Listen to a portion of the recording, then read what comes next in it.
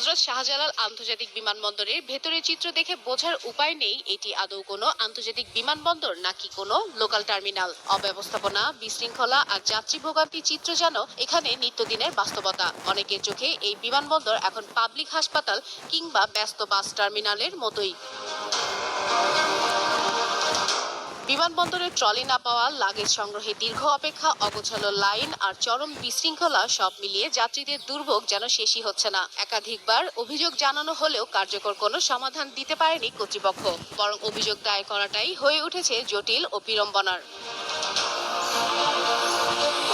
Transit শেষে luggage বেল্টে bag পেতে দীর্ঘ সময় অপেক্ষা করতে হয় যাত্রীদের। শুধু ট্রলি নেওয়ার জন্যই তৈরি হয় লম্বা লাইন। ক্লান্ত যাত্রীরা কখনো বেল্টের উপর হুমড়ি খেয়ে পড়ছেন, কেউ বা বসে পড়ছেন বেল্টের ওপরেও। লাগেজের প্রতিও নেই ন্যূনতম যত্ন।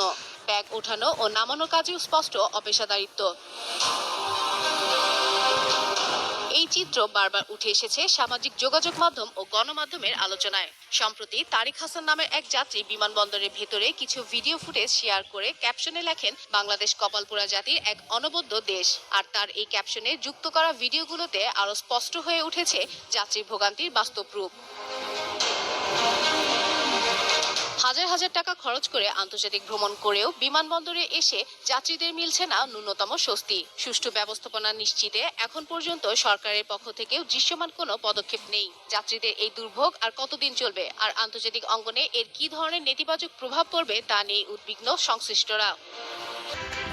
ইনসাফ নিউজ, সত্য প্রসারে সর্বদা প্রস্তুত।